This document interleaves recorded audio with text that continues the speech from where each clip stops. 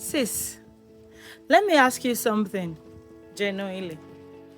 When was the last time you truly felt peaceful in your relationship or marriage?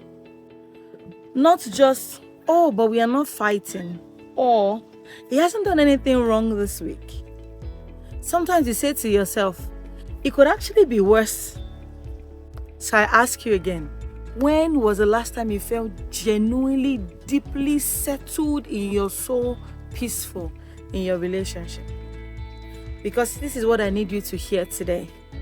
Peace in your marriage is not a luxury. It is not a reward for being a good wife. It is not a bonus that you unlock after years of endurance. It is the baseline. It is the standard. I know this might be hitting different for some of you right now because so many women have been in survival mode for so long that peace actually feels suspicious. It feels too quiet, too easy, and you've been conditioned to manage, to fix, to perform, to walk on eggshells. That when someone calm and stable shows up, you don't trust it. You have confused the absence of fighting with happiness, and you've mistaken, oh, he didn't shout at me today. You've mistaken that for love. You've settled for, well, it could be worse, and called it a marriage. Let me tell you something today. That is not what God designed marriage to be. Genesis tells us that God said it is not good for man to be alone. So he created for him a helper, a partner, someone to do life with, not someone to just survive with despite what's going on.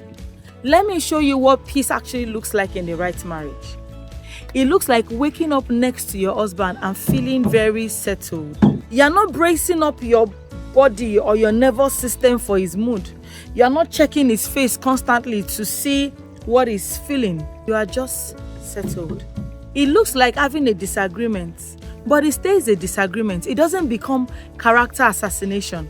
It doesn't become a week of silence. It doesn't threaten the foundation of everything that you've built together just because of a disagreement.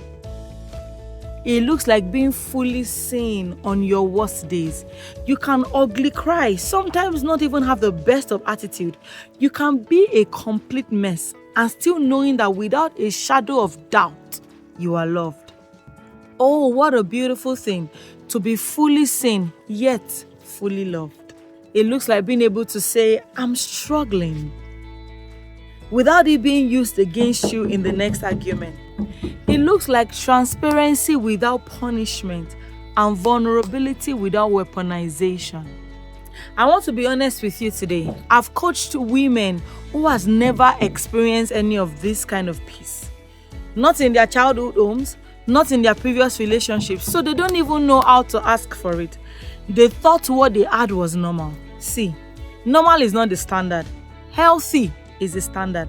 A healthy relationship where peace becomes your non-negotiable. You should stop tolerating what you should be rejecting.